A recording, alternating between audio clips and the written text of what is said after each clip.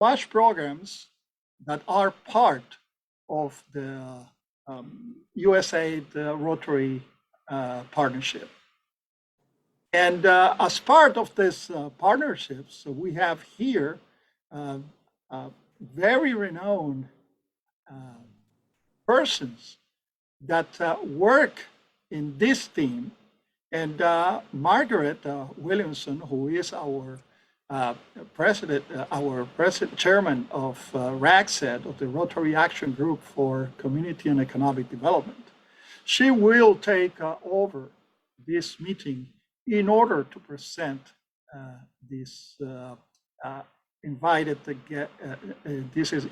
speakers. Okay, so Margaret, the floor is with you, and thank you very much for your attention. And remember, today is World Water Day.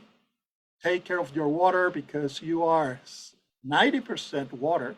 Many of us are 90% of water, but we are 100% responsible for that vital resource. Margaret, the floor is yours. All right, thank you, Alberto, and welcome to everyone. And I would like to say that water is so important, and I live in Michigan, and Michigan is surrounded by the largest 5 Great Lakes, and it's the largest body of fresh water in the world, around the states. So we celebrate water. In fact, I can walk to the Detroit River and look at Canada in 5 minutes. So it's that I'm that close to a body of water. So thank you for your comments and its importance to our very survival, water. And I'd like to start by first thanking Christina Margetta for putting together this informative webinar, Farmer to Farmer. And Christina, I know you, I want to turn this over to you at this point so that you can begin with our first presenter. Thank you for your welcome, Margaret. I'll turn again to Alberto as the host of the program. You can introduce the speaker right now. Oh, okay. All right. We'll get it together. Alberto, sorry. That's okay. Okay. Unmute yourself, Alberto. Unmute yourself. Okay. You're still muted. I'm really looking forward to learning more because we had the Farmer to Farmer presentation at the RAGCED meeting in February. And we got such a tremendous response from those present. I really invited them to present at this webinar. So Alberto, you're unmuted, so let's get started. Thank you, Margaret. Thank you, Christina. Well, okay. What is the USAID Farmer to Farmer program? Well, as in Rotary, it is an expert volunteer program that has been implemented all over the world since 1985.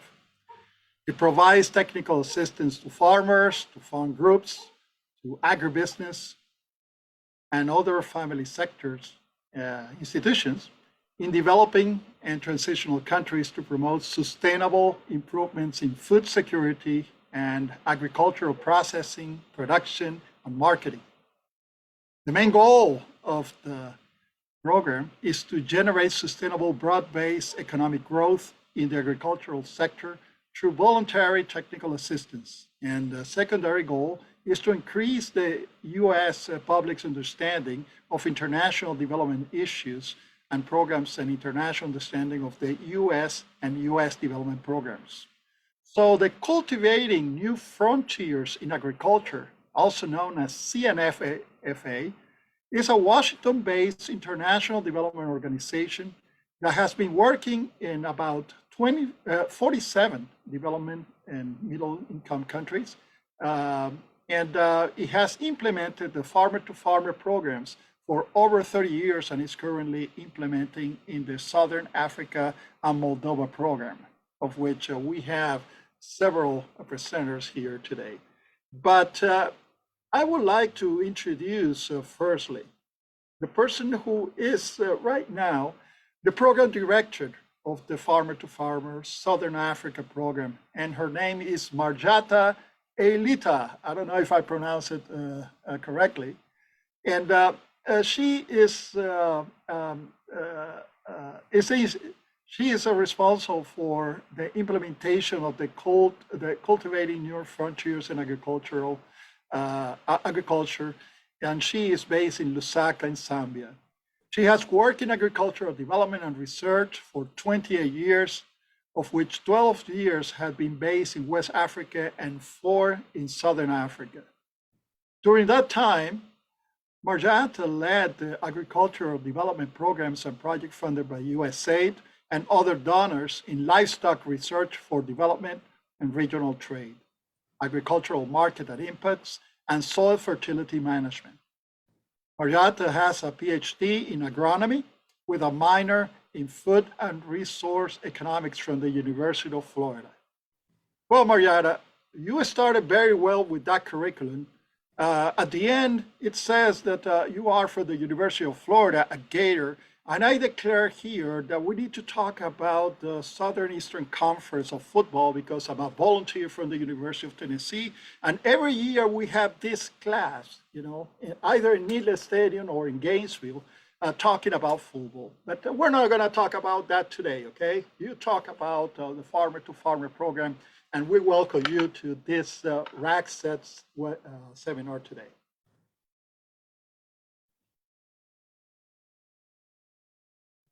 Thank you very much for that, Alberto. And yes, here goes the video now. Yes, yeah, thank you very much for that introduction to the Farmer to Farmer program and CNFA and also myself. Yes, yeah. And yes, yeah, maybe we have to talk about football another time, but, I do also want to mention that, water is a huge issue here in Southern Africa, where droughts are very common, and sometimes it feels like when we do have water, then we have too much of it. So also, unfortunately, floods are quite common. So water management is a big issue, and it's also a big issue for Farmer to Farmer program. And then, of course, in Moldova, also in Eastern Europe, which has had droughts in the last few years during the implementation also of our program. But, first, just to mention how happy we are to be here.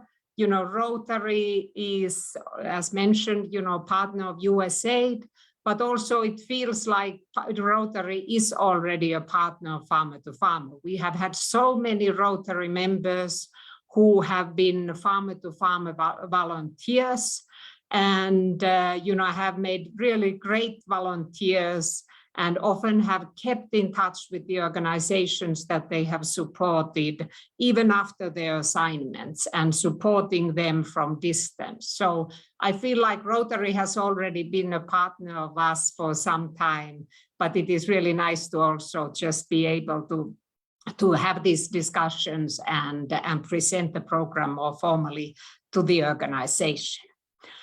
And our program today is a bit of like a whirlwind tour of Southern Africa and Moldova. So I did not want to be talking much myself.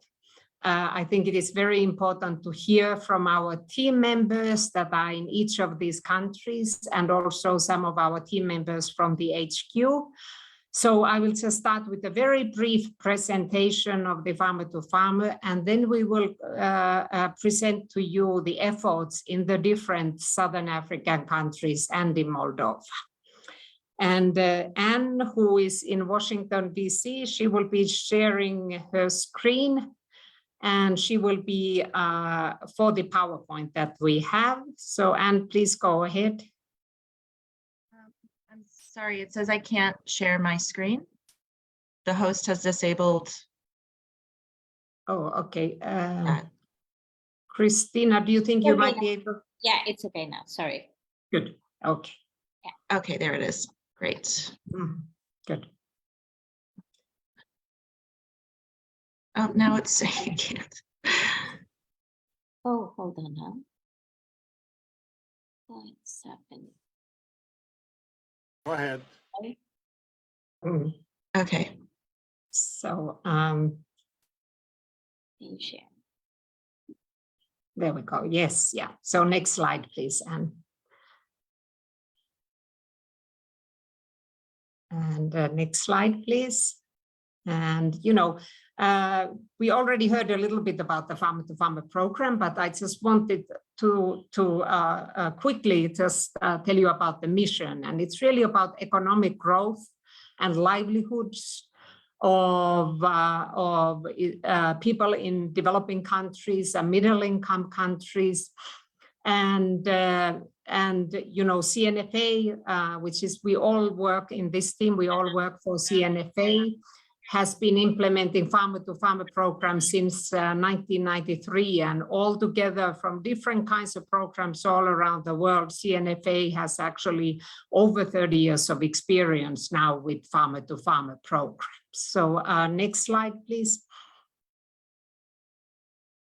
I think there's a, yes, yeah. So with the Farmer to Farmer, I think it was mentioned already, it's been, you know, it's a very long, continuously run USAID program. It's been around since 1985. And actually the funding for the program comes from the Farm Bill. And it has two goals. One is sustainable, broad-based economic growth in the agricultural sector. And then what we really call is the people-to-people diplomacy side, you know, bringing people together from different cultures and having those people work together to support each other. And as mentioned, you know, it's a global program, and since its establishment, there have actually been over 19,000 volunteers worldwide that have supported over 12,000 what we call host organizations, which are the organizations that receive the volunteer and which the volunteer provides training for or technical support for. Next slide, please. And, you know, so it is all really about technical assistance by expert volunteers. And technical for us is anything from business, management, organizational development, production related, processing related. So really a whole gamut of different kinds of activities. Next slide, please. And our host organizations can be agribusinesses, they can be farmer organizations, agricultural schools, agricultural universities, and ministries. So really any organization that works in agriculture. And typically our volunteers, when they come to the country, they stay about 2 to 4 weeks with the host organizations. And as mentioned, they really work across the value chain, you know, so anything from production and inputs, you know, technical trainings in agronomy, all the way to processing and even at the retail level.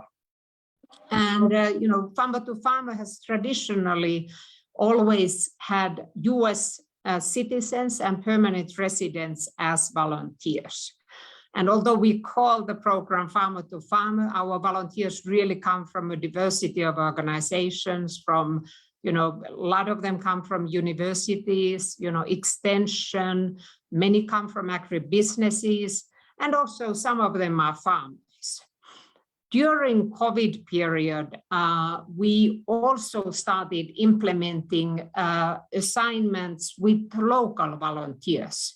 So we found local volunteers who could be working on the ground with our host organizations, and they linked with US volunteers virtually. So together the two developed assignments and also provided training to the host organizations. We also did some remote assignments which were completely virtual. Next slide, please. And this is the current coverage of the Farmer to Farmer program. As you can see, it is truly global, anything from, you know, Latin America, Caribbean, you know, all the way to Southeast Asia. And these are the different colors, are the different implementers, you know, organizations that are implementing this program for USAID. And you see there in the southern part of Africa, the dark green is a CNFA implemented program, and also you see the same pin there for Moldova. Next slide, please. And this is our program now. So we have 6 countries altogether, 5 in Southern Africa, Madagascar, Malawi, Mozambique, Zambia, and Zimbabwe, and then Moldova and Europe. So as you can see, to be eligible for our program of Farmer to Farmer, the country name has to start with M or Z. So this is just, that was just a joke, but somehow we ended up only with M and Z countries in our group. So, and each of those countries, you know, we have particular value chains that we focus on, and you see those value chains in the table below. And each of those countries, we also have a small team, and you will be meeting our country directors in the coming presentations. And those teams are there to build partnerships, to identify host organizations, develop scopes of work, but very importantly also to support the volunteers. So they are there from the moment the volunteer arrives at the airport. They are there to brief the volunteer, to bring the volunteer to the host organizations, to check on the volunteer, and they are really there to ensure that the assignment will be a success. And next slide, please.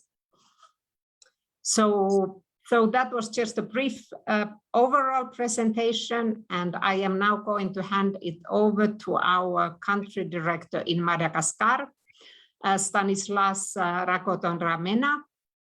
You might know that the names, Malagasy names, are very complicated, so Stan's name is actually quite simple for Malagasy name. So Stan, would you like to turn on your video? Just to, and so that I can introduce you. Is Stan online? Or is he having? Yes, I am here. Oh, there we go. Really? So let me just hear. Yes, yeah, we can hear you, Stan. So Yeah. Stan is an agricultural, livelihoods, and environmental natural resource management expert. He has over 25 years of experience working with national and international organizations, and also with the Ministry of Agriculture in Madagascar. And he has a degree in agricultural engineering. And Stan also has experience, and quite long experience, working with another US volunteer program, Peace Corps. So over to you, Stan. Okay, thank you very much, Marata. I don't know in my camera if you can see me better. Again, thank you very much, everyone. And for just overview of Madagascar, you know, on the right, the map of Madagascar, and the capital of Madagascar is Antananarivo. And the size of the Madagascar is like 1,580 kilometers long and 580 kilometers wide. And 14% of the land are Arab. And the agriculture is mostly the people's activity, and 15% of the country's GDP. And most of the crops are rice. Rice is very important crops because it's the staple food for Malagasy people.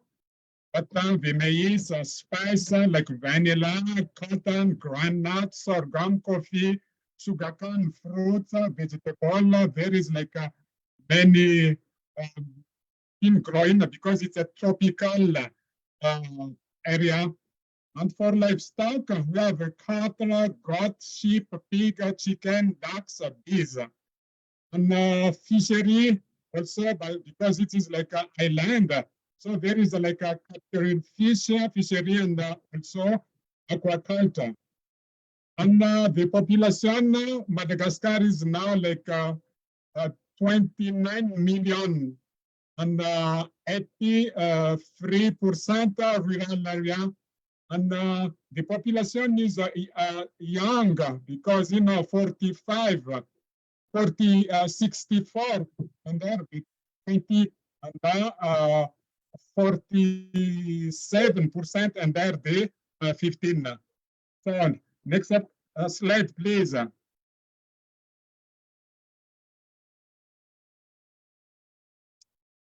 So as Marietta mentioned, so we have 4 value chain in Madagascar for this farmer-to-farmer program: the horticulture, livestock, aquaculture, and rice. And we have we call the flex assignment if there is a need. So we can intervene in this flex assignment. And we have some example here on the right. One volunteer conducting a poultry assignment with the host and a Q&A session in the ground, not always in the classroom, but sometimes practical in the ground. And on the right also, we have one volunteer working on vanilla business management because, Madagascar is one of the producers, the best vanilla in the world. So, and till now, we have 55 assignment implemented to that, but we are 4 ongoing, and we have a volunteer in the country now, the ground. Next slide, please. On the tip of assignment, we have marine aquaculture. It is in the south, Madagascar, your right is the east, and on your left is the west. So the aquaculture, marine aquaculture in the south, and in the west, and on the northwest. And for the spice and the vanilla, it is located in the southeast, northeast, and livestock, poultry in the southeast, northeast, west, and south, and beekeeping in the southeast. And we have a flex working on the sorghum in the south, and peanuts and soybean in the center. Next slide, please.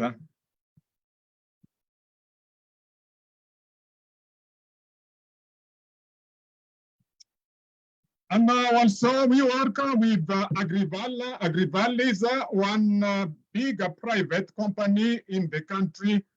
And currently Madagascar is the Africa's smallest soy producer.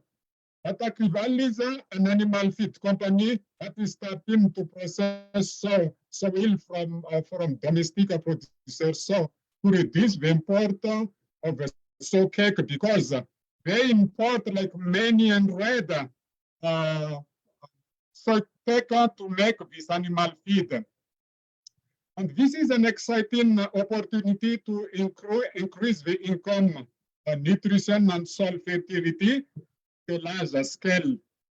And the benefit from CNFA collaboration with the Future Innovation Lab for soybean, and also the American World Chemist Society.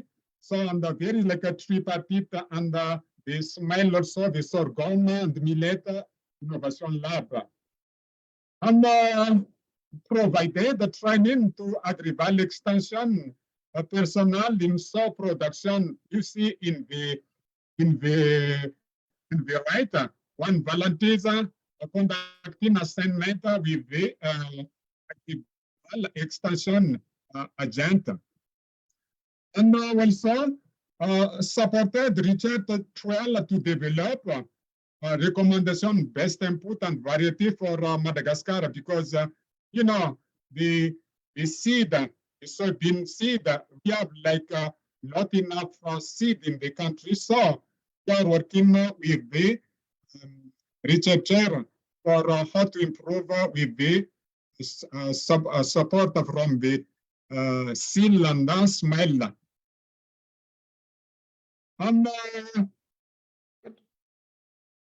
And we just hosted one volunteer, Rich Button, from the AOC. You see on the photo on the on the right, for the plant factory for soil processing. So that's the summary from Madagascar. Thank you very much. Thank you very much, Stan. And we are going to go forward and we will go to Malawi now. And Naomi Kamanga, our country director, is actually in the field and she's not able to connect from there. The internet is not very good. So our program coordinator from Washington, DC, Abigail, will be doing the presentation on her behalf. And Abigail is an international development professional with 3 years of experience in the nonprofit sector. She was AmeriCorps alum with the dual masters in international affairs and natural resources and sustainable development from the American University. So Abigail, please go ahead. Thank you, And please- Marietta. Yes, thank you so much, Marietta, and good morning, good afternoon, good evening, everyone.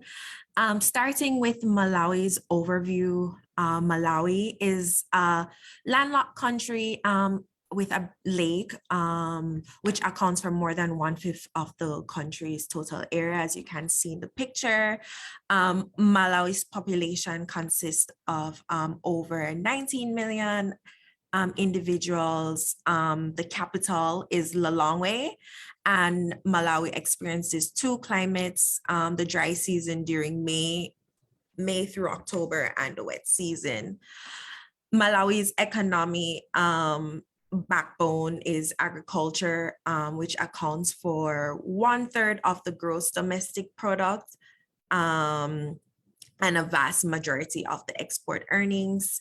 Maize is considered Malawi's main crop, a staple food, while tobacco, nuts, sugar, and cotton are Malawi's cash crops. So the Farmer to Farmer program in Malawi works across the country's 3 regions, with most of their assignments in the bigger towns of Lilongwe, Blantyre, Mzuzu, and Zomba. The value chains of focus is legumes, horticulture, and aquaculture.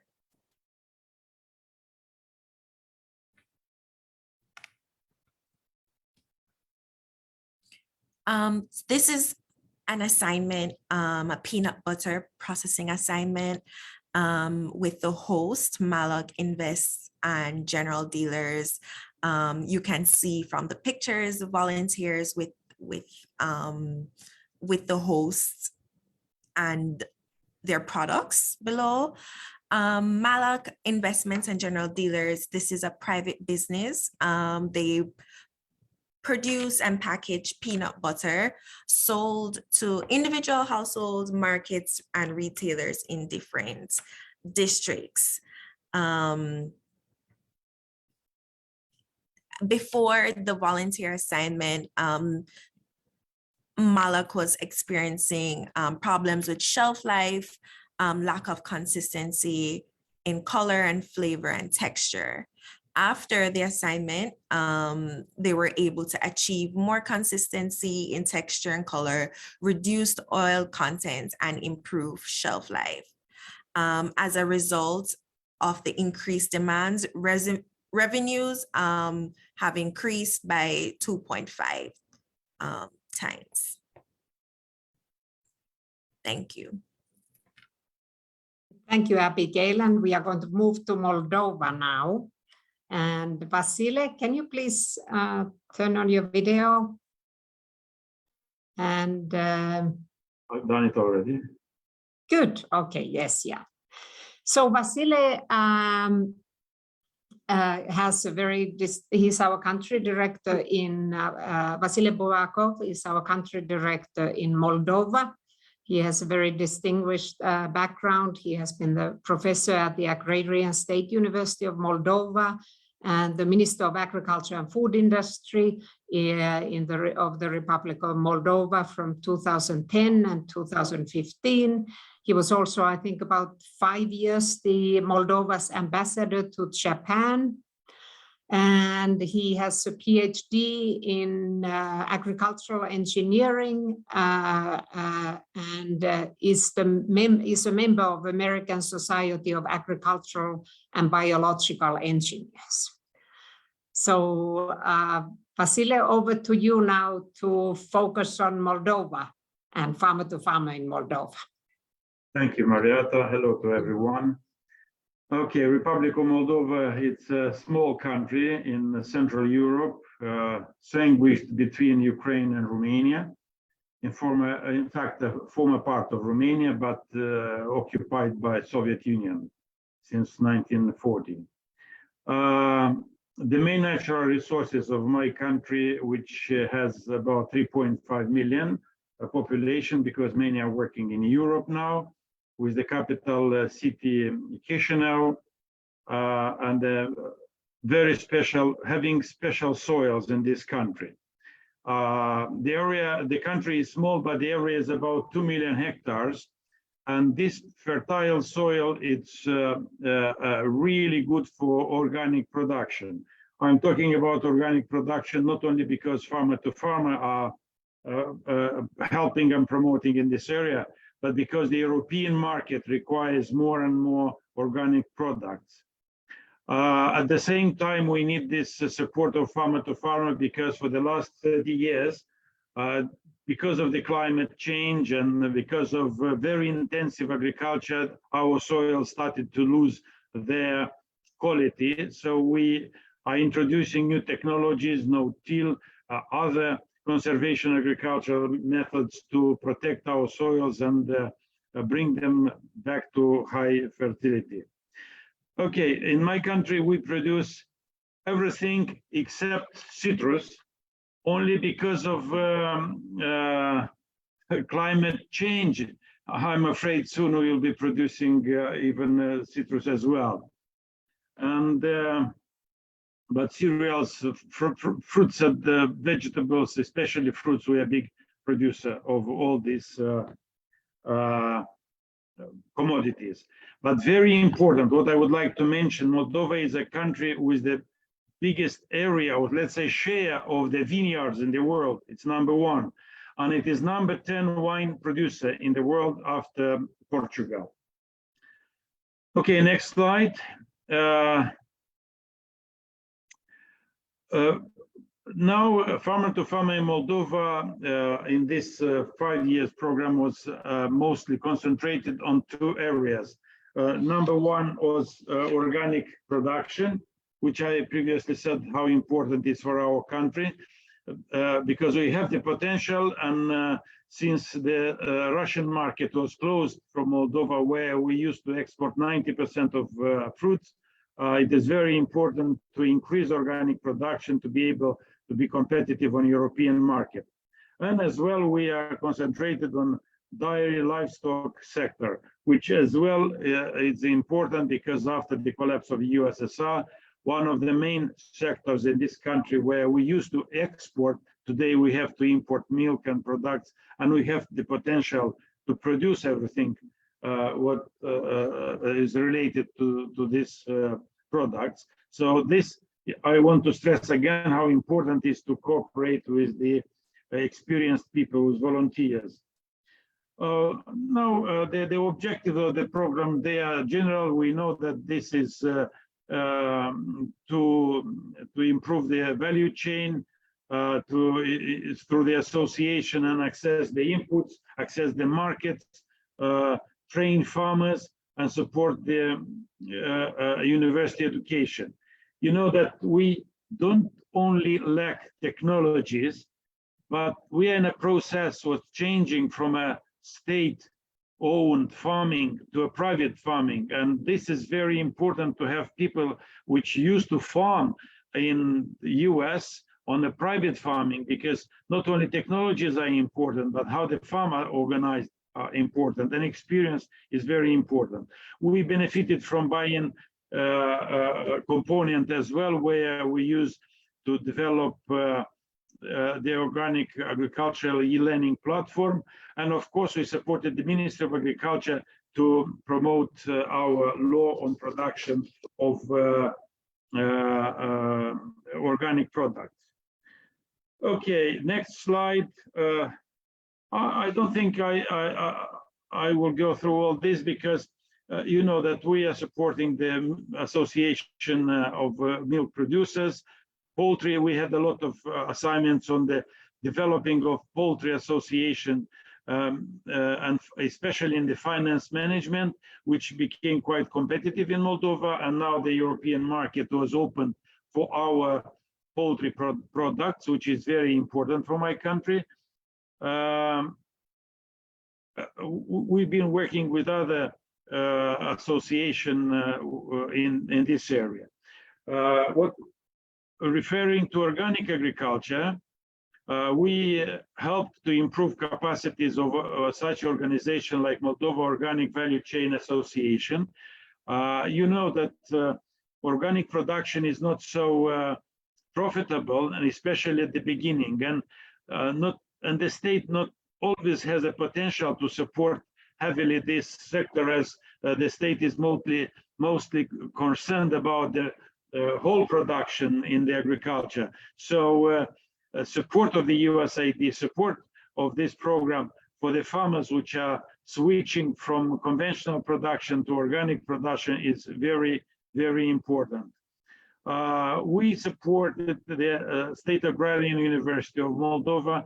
We supported some research institutes, and I hope that with the farmer-to-farmer support, we will make this component of agriculture more competitive and capable to access the European markets, because Moldova produces much more than we consume. So as we import most of the input, we must export agricultural products.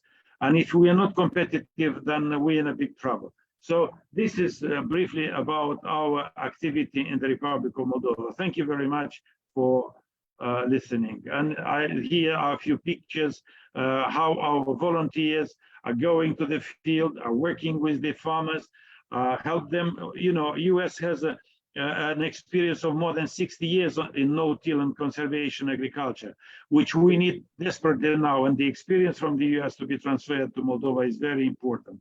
Now, in this program, we supported organic production of organic wine. We have winemakers which are 100% producing organic wine. So everyone is welcome to Moldova to test organic wine, which is very healthy.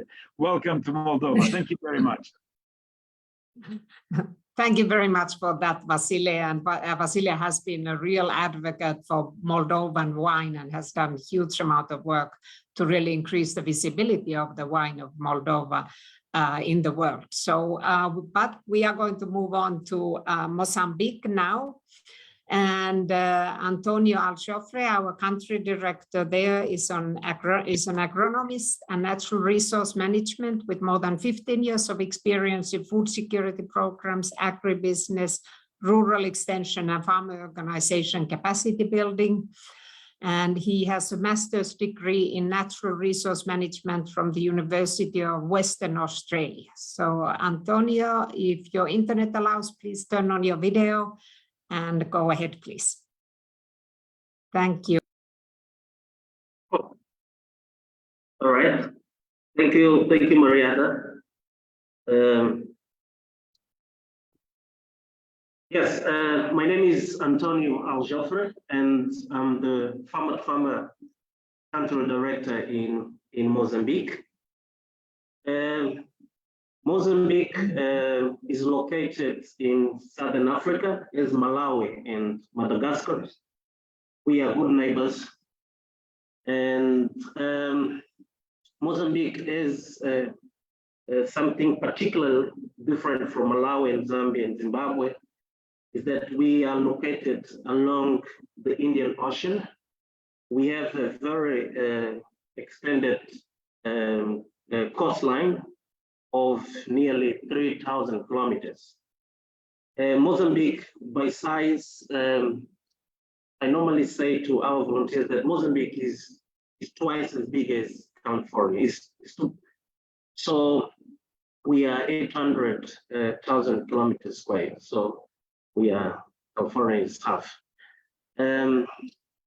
Jumping into some characteristics of our agricultural landscape, our agriculture system is predominantly comprised of smallholder farmers. It's a very low input system and is very rain-fed also system.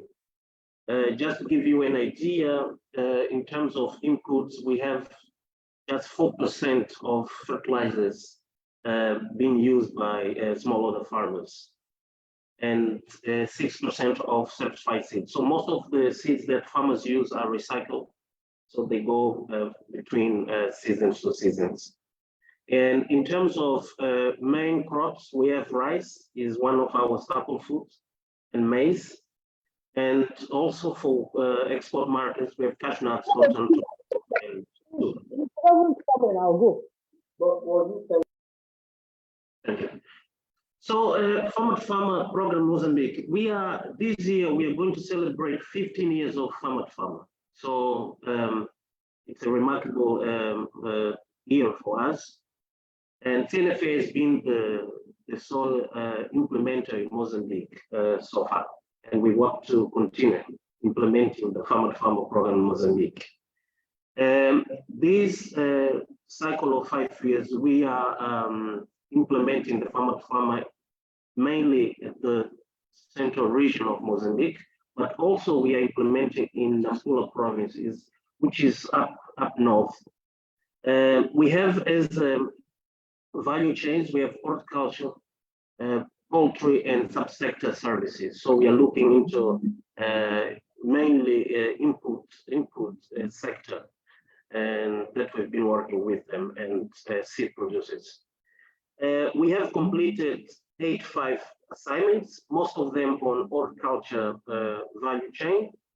We have assisted 32 host organizations, and most of them are smallholder farm associations.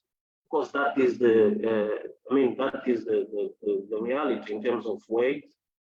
And we have trained almost 2,100 farmers.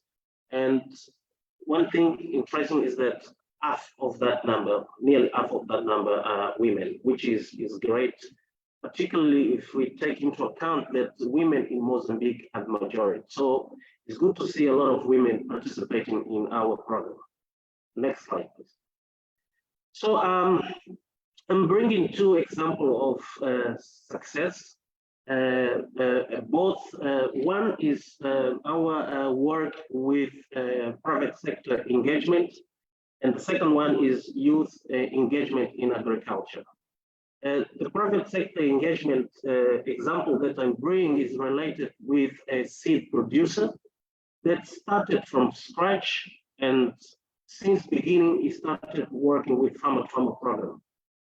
Because before we had an experience working with him, but as an employee of a big seed state company.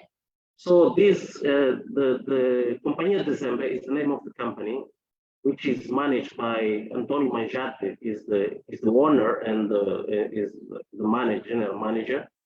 So he has been able to set a business focus on seed production and distribution. That company has been growing very fast, and he received 7 assignments, and I would say that is the host organization that has received most assignments in Mozambique. But we are very happy to have been able to give all these support to that company, because the company now is well established, producing seeds involving nearly 100 outgrowers and a very vast network of agro dealers. So it's a company that I would say is one of our flags in Mozambique. Next slide, please. So this one is a Young Africa. This is a local registered NGO that mainly train young students between 15 and 25. It's a vocational training. So they're doing a great job because, as you know, Mozambique and I would say Africa is a young continent, and young people comprise the majority. So investing in young people in Africa is something remarkable because it will define the future of the country. So we are working with this college, and we've been fielding volunteers. We're fielding 4 volunteers in various areas: dairy production, tomato processing, integrated pest management, and organic fertilizer production. So I'm bringing one example of our work with dairy production. Before our intervention, they used to produce daily, like a cow was producing daily around 80 liters of milk. So with our intervention, we had a volunteer specialized in dairy production, was able to double the production of milk, and essentially was focused on improving the management of that operation. And the result was immediate. So Farmer to Farmer is making a lot of difference in the life of many people in this part of the world. Thank you. Good, thank you very much for that, Antonio. And we are going to now go to Zambia. So, and our office in Zambia is actually in the Eastern Province, where Joyce Malasha, our country director, is based with the team. And Joyce is a rural development practitioner and a member of the Institute of Development Studies, who has over 20 years of experience in food security, institutional capacity building, agribusiness management, and nutrition programming. And Joyce has a master's degree in development studies with a major in rural development. Joyce, please turn on your video, and if the internet allows, and please go ahead. Thank you, Marietta. I've turned on the video. I don't know why it's not coming on. We can see you. Oh, okay. Yeah. Good morning, good afternoon, good evening, everyone. My name is Joyce Malasha from Zambia, country director for the Farmer to Farmer program, and our offices are based in Chipata, which borders Malawi. So I'll just give a brief background about agriculture in Zambia. Agriculture is actually the backbone of its rural economy, and contributes about 20% to the country's GDP. Crops, it comprises of crops, livestock, and fisheries, and corn is Zambia's staple, and it's the most cultivated crop. Almost all the farmers, especially the smallholder farmers, grow maize because that's what constitutes most of the food security in Zambia. We also have other major crops that are grown that include cotton, soybeans, tobacco, groundnuts, paprika, sorghum, wheat, rice, sunflower, coffee, as well as sugar, fruits, and other vegetables and flowers as well. We actually export a lot of flowers to Europe, to America and Europe. Farmers also keep livestock, such as poultry, livestock and poultry, such as cattle, goats, sheep, pigs, chickens, guinea fowls, and ducks. So the fisheries sector in Zambia includes the capture fisheries and aquaculture. Next slide, please. A bit about the demographics of Zambia. So our total population, we had our last census last year, and the population is slightly over 19 million. And the total land area is over 752,000 square kilometers. And of this, which is over 467,000 square miles. So of this, over 162,000 square miles is actually potential for medium to high crop production. The population density is about 24 people per kilometer squared. We have vast land, but not heavily populated. Life expectancy is 53 years, and overall poverty rating is at 54.4%. Then over 70% of our population depends on agriculture. For the Human Development Index, we are ranked 143rd out of 189 countries. Next. So I'll just give you two examples of some of our volunteer assignments that we have done. So we have one host, which is, I think you remember Marietta saying some of the hosts are colleges or schools, universities. So we had an assignment with Katete College of Agricultural Marketing. It's under the Ministry of Agriculture. So they had been offering 2-year certificate courses. They applied to the Ministry of Agriculture to start offering 3-year diploma courses, but then the ministry got back to them and said they could only allow them to implement the 3-year diploma courses if they had developed a curriculum and made sure that everything was in place. So the faculty there did not really have the capacity. They came to us. We brought in a volunteer for them who helped them with curriculum development. And this assignment was implemented in 2020, just before COVID hit. Actually, when the volunteer was here, that's when COVID was declared a pandemic, and we had to evacuate her. But she had done a lot with them, and since then, they have started implementing a 3-year diploma course in agricultural marketing and a diploma in agronomy. They've managed to develop a clear course outline and a college handbook, which gives information about the course, about the objectives of the course. They've also managed to determine the number of credits for each course. They have also been able to determine the combination of courses. For instance, if somebody wants a diploma in agricultural marketing, what courses are they supposed to take? What's the combination? What courses would they take in the first year, in the second year, and the third year? All that was done, and they've also been able to determine the number of credits that one needs for them to graduate. Next. Then we also brought in a volunteer for an agro dealer. He's an SME, he's an agro dealer as well as an aggregator.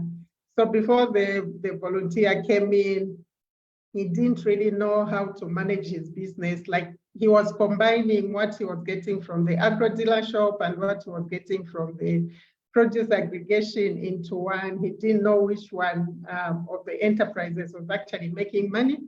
So now the volunteer came in to help, making sure that they have separate documentation for each of the enterprises so that it's easy for them to make decisions. And it was during the time of that the assignment was going on that there was a call for proposals from a World Bank funded project, which is the Zambia Agribusiness and Trade Project. And the volunteer helped this SME owner in making sure that they put together clear documentation, have all the records in place, and submit the proposal. So what has happened now is that there's improved financial record keeping and inventory management. The SME owner was able to submit the proposal and was offered grant financing, which was a matching grant of $65,000. And the money was used to construct a warehouse to aid in aggregation. He's also managed to establish satellite centers in remote areas, and these centers are used for input distribution during the cropping season. So he would take inputs as close to the farmers as possible so that they reduce on the transportation costs and also the production costs. And then used as produce aggregation centers. Again, this offers a market for the farmers. They don't really have to travel long distances. They show the market or produce without knowing where they are going to sell. So it has helped them, one, be able to access quality inputs. And because they have quality inputs, they have increased production, and he's also aggregating more produce and making more money. So he's also increased the number of farmers that are provided with input credits from 1,000 in 2020 to 1,500 in 2022. So these farmers are given inputs on credit because some of them do not really have the capacity to buy cash. At the end of the season, when they sell, whatever they owe is knocked off and the balance is given to them. Thank you so much. Thank you, Marietta. Good, thank you very much, Joyce. And we'll now move on to our last country, which is Zimbabwe. And Maria Goss, who is our country director there. And she is an agricultural livelihoods and agroecology specialist with close to 20 years in the sector, working with the smallholder farming sector. And she has a doctorate in crop science from the University of KwaZulu-Natal. So Maria, please go ahead. Thank you, Marietta. Good morning, good afternoon, and greetings, everyone. Just as an overview, Zimbabwe Farmer to Farmer has been working in 9 provinces of Zimbabwe out of the 10. And in each of the provinces, we are in like 4 or 5 districts. And Zimbabwe, if I can have the next slide, please. Zimbabwe has got about 6 agroecological zones. So those agroecological zones are mainly determined temperature, the weather, the rainfall patterns, and also the soil characteristics. So currently the Farmer to Farmer program in Zimbabwe has managed to complete 82 out of the 84 total target of assignments. And of those assignments, 53 were paid, which means US volunteers were supporting virtually, and we had 29 US in-country volunteers. So Zimbabwe boasts of about different farming systems, which can be roughly categorized into livestock productivity, where there's small livestock, the bovine, I mean the cattle, and then there's also small livestock where there's poultry, rabbits, and goats. And then we also have a thriving industry where there's wildlife. But in view of the climate change impacts, the 3 seasons of Zimbabwe are becoming very blurred because we do have a very hot season, then we have a winter season, and then we have the rainy season. Next slide, please. So due to the climate change, we're experiencing extremities of the weather. Either side, too hot, too cold, too wet as well. So the diversity which exists in Zimbabwe enables the Farmer to Farmer team at HQ to identify appropriate experts because we have quite a number of value chains. And I've just picked out a few. There's the sunflower value chain, where we managed to work with farmers and farmer groups, private sector players, and roped in an oil agro processor who's working with the farmers. And we also have been working in terms of looking at how to assist the farmer groups or the hosts to be able to control the emerging pests and diseases which are becoming a problem. The cost of agricultural inputs has also been something which our experts have been able to identify value chains and work with the farmers to be able to identify the opportunities which are existing within their local areas. And case in point, it's that C, where the US volunteer is also encouraging the farmers not only to hire private transporters in the value chain, but to also work with what is locally available. Next slide, please. And then we also have aggregators. I've started with the middle one, dairy farmers in 3 of the provinces. We are working with groups of farmers who have indigenous dairy cows. And we brought in the Dairy Board of Zimbabwe, which is the largest private sector player in Zimbabwe, who collects milk and then processes them. So they've come in and working with the experts have come in and gave knowledge and skills to the farmers in Zimbabwe to be able to produce and to formulate their own livestock feeds. and also bringing in the quality issues, the storage issues, and helping them to develop and establish a bulking center. To my far left, we are also working with farmers in the drier parts of Zimbabwe, Region 5 and Region 6, who are facing major challenges in terms of the extremities of weather. And the only crops which can go well in there are the indigenous crops. So Farmer to Farmer brought in an expert, a seed specialist, who then who brought in the knowledge and the skills and also identified ways in which the farmer groups can be able to store a diversity of indigenous crops. To the extreme right there, we also had a volunteer, Valeria, who worked with a youth group in one of the provinces in Manicaland, and they're already doing nutrition. She also brought in the issue of solar drying, value addition, worked with them to enable them to label and package their produce very well. And in the insert at the bottom there, the farmers managed to find local outlets for their packaged products. So I think, thank you. Over to you, Marietta. Good, thank you very much, Maria, for that.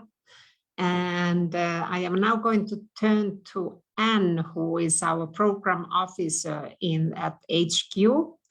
And as you can see, we have a real diversity of efforts in terms of, and all of this kind of work that is being conducted in Farmer to Farmer are volunteer assignments. And anything from business to production to processing. And so Anne is going to tell a little bit now about, what kinds of assignments there are, but especially importantly, how to volunteer if this might be something that you are interested in, and if you have a little bit of time to volunteer. So Anne, and as mentioned, Anne is our program officer at HQ. She is a program development specialist with 9 years of experience in program management. And she's also a returned Peace Corps volunteer from Costa Rica with a master's degree in international development from the American University. So, Anne, please go ahead. Thanks, Marietta. So as my colleagues have mentioned, and as you've probably seen through the other presentations, that there are lots of different types of volunteers, not just farmers. So that's something to take into consideration if you are interested. The name of Farmer to Farmer can be a little misleading. So basically anybody who has an expertise can volunteer. Also, as exhibited in all of our country presentations, there's just so many different types of assignments out there. Many people can find something that they have an expertise in, and there will definitely be an assignment that we can fit you to. Very quickly, the life cycle of an assignment. There's recruitment and onboarding. We have a website, which I will show you later, with all of the open scopes of work.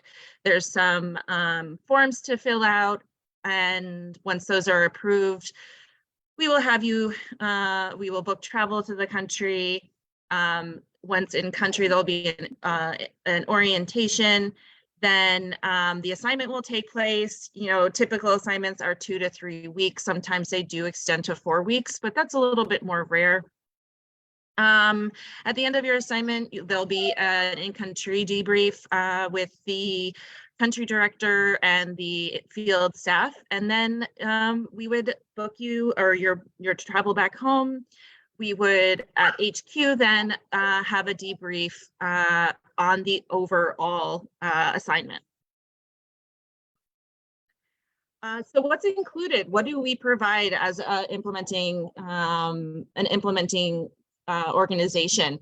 We provide travel flights to and from your home, any other travel needed, as well as travel to the field location of the assignment. We will also provide lodging and per diem to cover any of your meals.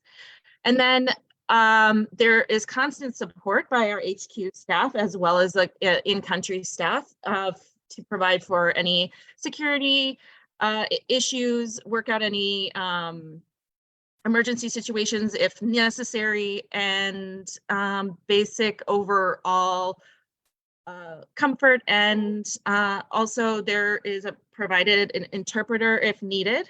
And I would like to say there is an option to travel personally after or before we do work around personal schedules. So if you are interested in staying in the country or traveling around the region afterwards, we would be able to help you with that. Though, of course, that would be on your own prerogative. What is required of a volunteer? Just basic interest in improving the livelihoods of the people of these developing countries. Marietta showed a map, you know, it's all over the world, while we do focus on Southern Africa and Moldova. Again, we would need the volunteer to have the availability to travel away from their work for 2 to 3 weeks. And then, you know, developing countries, they are, you know, not 4-star locations. So you would have to have an interest in developing and working in these developing countries, and maybe staying in a rural location. Additionally, because this is a USAID project, we do require the volunteers that are traveling to be US citizens or residents. And if there is a paired volunteer, there would be the US citizen or resident that would not travel, and then there would be a local volunteer on the ground that would be in contact with you to assist with any trainings. If you're interested, we do have a website with a lot more information for you to peruse. It's at under the Opportunities tab and the Volunteer tab. It has a frequently asked question document, as well as instructions on how to submit your resume or look at the scopes of work that we have that we are currently recruiting for. And that's it from me. Back to you, Marietta. Thank you very much. And I just have one slide here about, we were asked to also talk about how is it that we measure our results. So, and the next slide, please. And, you know, we are a USAID project, so we do have kind of agreed upon indicators that for which we collect data. And we normally report to USAID twice a year on kind of what we call input and output indicators, things like how many people did a volunteer train, for example, and who are the volunteers, you know, and then we also collect data to characterize the volunteers. But then for more the kind of the impact end of results, we only have collect that data twice. So at the end of 3rd year and in the 5th year. And some of our main impact indicators are number of beneficiaries, gross sales, net income. You know, we also measure organizational development, which is, of course, you know, can be very difficult and complicated. We look at agricultural lending and then areas in improved production and natural resources management practices. We do have a host of indicators on which we collect data, and including we have some kind of custom indicators. For example, all the volunteers that volunteer with us, we ask them whether they are satisfied with their assignment kind of technically, but then also in terms of cultural exchange. So this was just really, like I mentioned, a whirlwind tour of the Southern Africa and Moldova farmer-to-farmer countries. And I think one thing that maybe wasn't said is that, you know, all of these 6 countries are just really beautiful countries, you know. Yes, the poverty is there, but, you know, people are very friendly. The geographies are really interesting. You know, we have Moldova with this incredible agricultural production. We have the Southern African countries with amazing geographies and national parks. So, and across these countries, people are really welcoming and friendly. And I think our volunteers all have had really just appreciated that part of the volunteering, of really connecting with people in the countries. And for us who work in the program, it is also really one of the greatest parts of this program is to be able to, you know, meet the volunteer. I actually just here in Lusaka, in the capital of Zambia, we had a volunteer over on Monday who just left back to US. And another volunteer will be coming this evening to visit my husband and I. So that's really also one of the wonderful parts of this program for us as staff, but then also for the host organizations. And I think for the volunteers, this ability to really connect with people and provide technical support for organizations here in the countries. So thank you very much. I know this was quite a long presentation. We are very happy to answer questions if there are any. And please, maybe Anne, you can go back one slide in case somebody wants to write two. I know it's more than that. I guess 2 more slides, which has the information on contacting us. I do also want to just quick mention that, you know, yes, our volunteers have to be US citizens and permanent residents, but, you know, in exceptional cases, we can ask USAID for approval for a volunteer who is not a US citizen or permanent resident. So thank you very much for your attention. Thank you very much for your patience. And we are happy to answer any questions that you might have.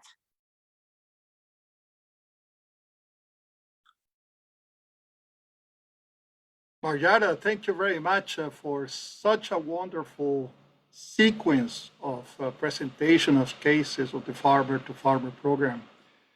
I, for one, be interested in volunteer. I'm a volunteer myself. You know, I'm from the University of Tennessee. I will hone that on you for the rest of the evening. But that is That's great.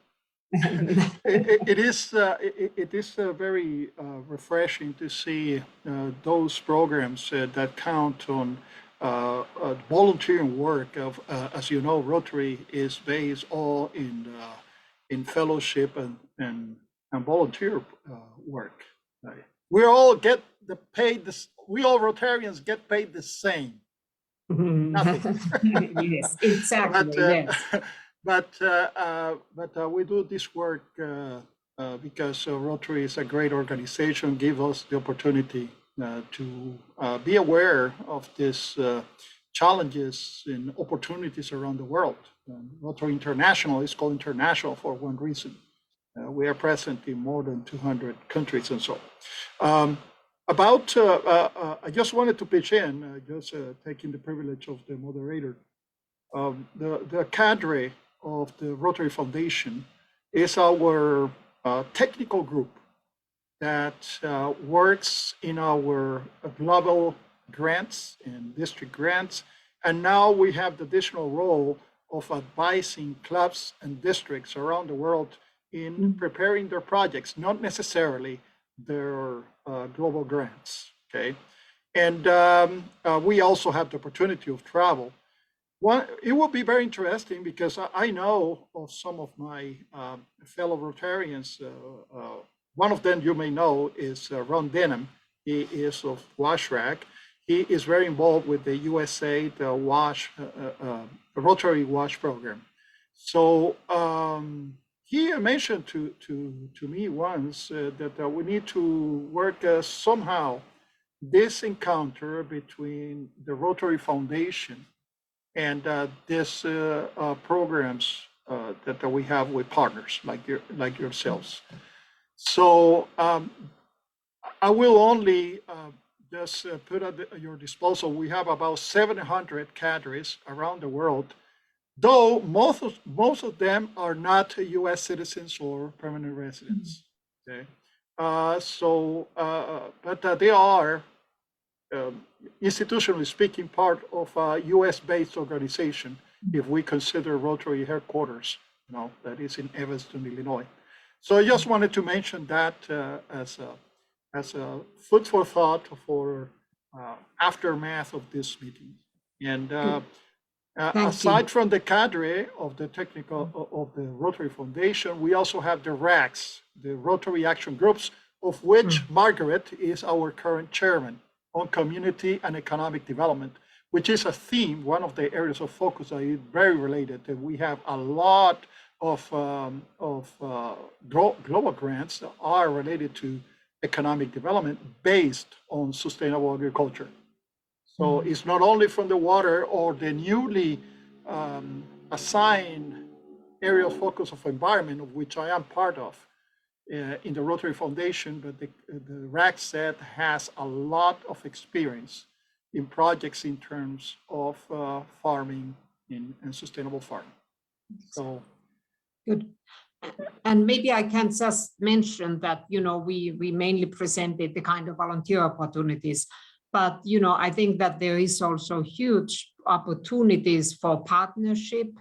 And, we partner with, for example, with several US universities where there are innovation labs that are research for development projects funded by USAID.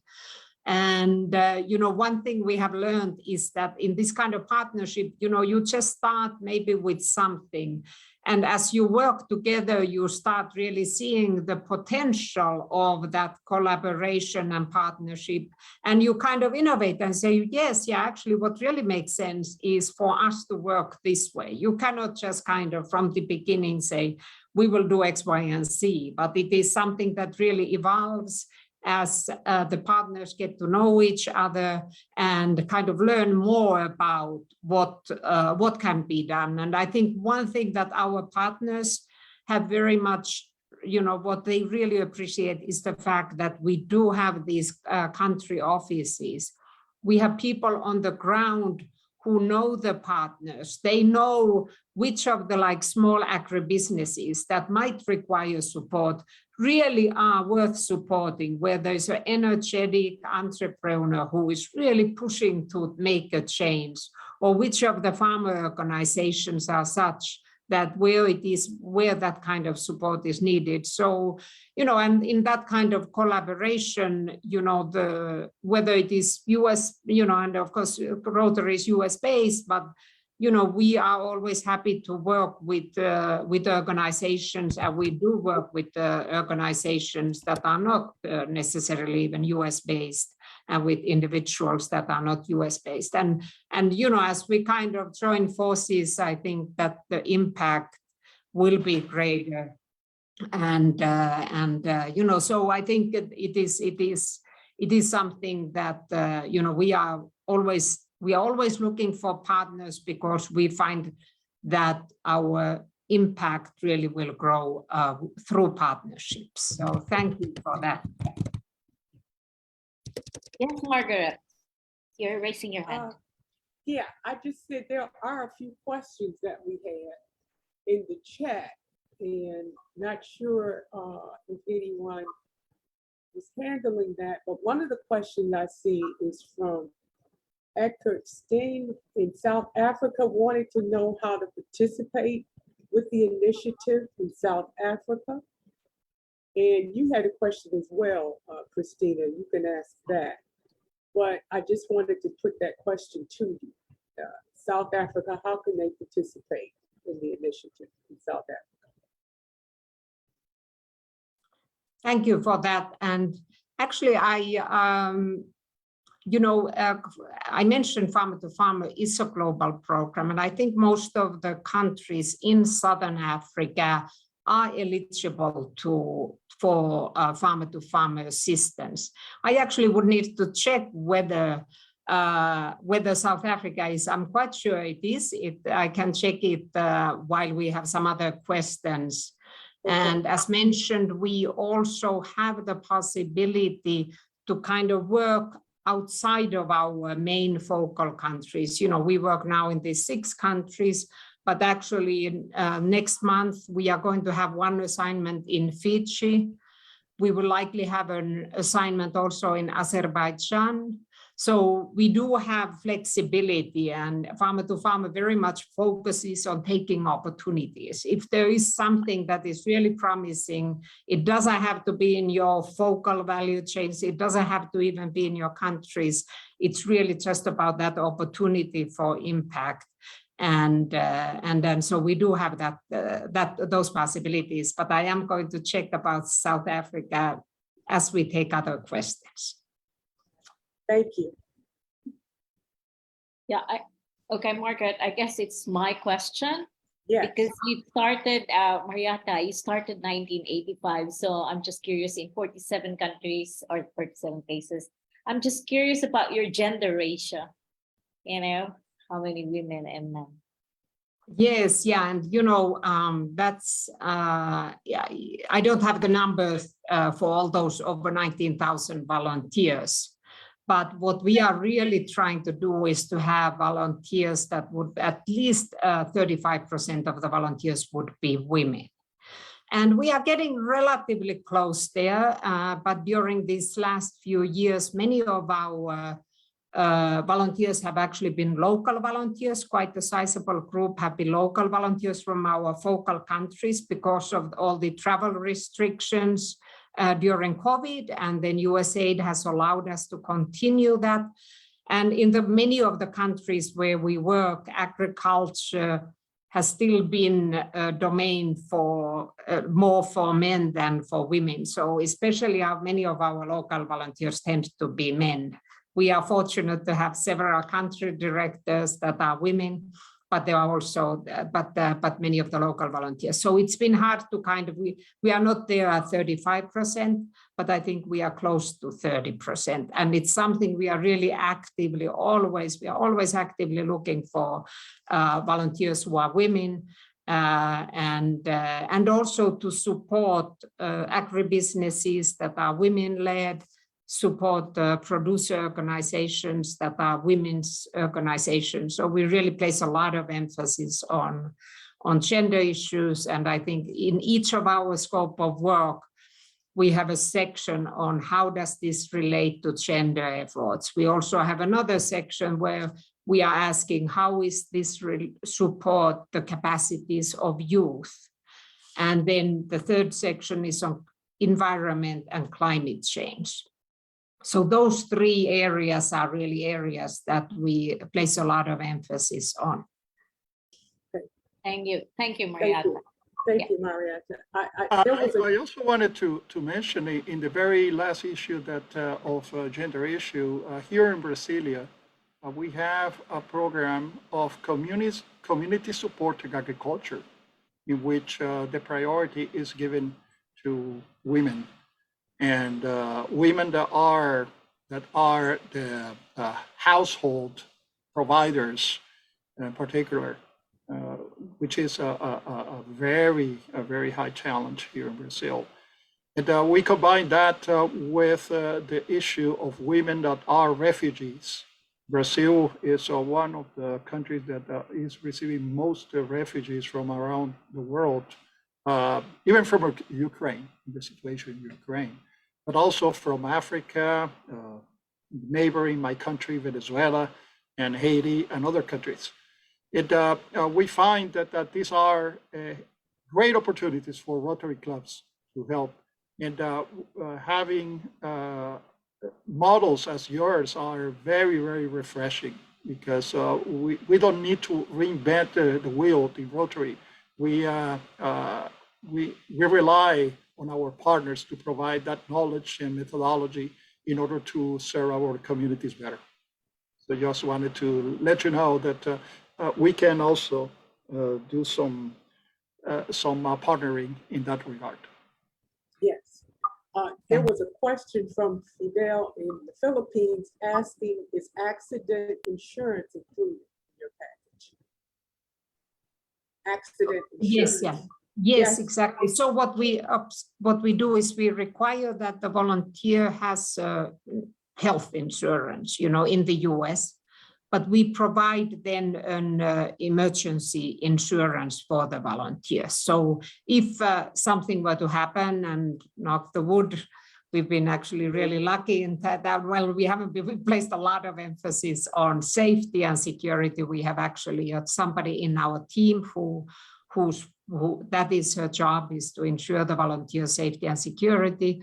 And if something, were to happen, the volunteer can also be evacuated into US for health, for any kinds of health issues. So yes, so it is included, and of course, and it is really important to have. We do not include it for the time when the volunteer is on personal time, because we do have volunteers who decide that after they end their assignment, maybe they will stay in the country for another week or two. And then, we just ask that they would purchase that insurance for themselves, because we can't use USAID funds for that. Thank you. So I think we addressed Christina. Did you want to say Yeah, I anything guess, else? is there anything else? No more questions, I guess? No, we covered them. Yeah, we covered it. So we will end our session here. That Margaret, you can do the closing remark. And if you want to stay, we can still have like 5-minute breakout sessions for everyone to meet, networking. Yeah. Okay, I just want to again thank all of you for the presentation. It was so well presented. The information is so important and invaluable. And I would like to invite you to write an article for our RAGCED website and our newsletter, because we want to help spread this information everywhere throughout the world. Alberto, thank you for hosting us. Christina, thank you for putting our webinars together. And I'm not sure when the next webinar is, so this may be a good time to share that information. Yeah, our Okay. next webinar, I think, will be on April 26th, and it will be more on research, I think. So we will share more information. Please visit our FB page, Rotary Action Group for Community Economic Development. We'll post the live for those who missed this, and more information about the program and how to volunteer for F2F. Okay, so Yes. yep. All right, so that closes us Thank you. out. Thank you. Have a wonderful day, everyone. And Christina, you mentioned that you're going to stay on an additional 5 minutes. Yeah, if for anyone questions. wants to stay, I can do the breakout right now for 3 people, only 5 minutes, and that's it. Okay, Okay. I will do it Thank you now. very much. Thank you. Goodbye. All right, thank you. Bye. Thank you. Thank you. Thank Thank you. you. Bye. Bye-bye. Bye. Yes, they all want to go home now. I have to go.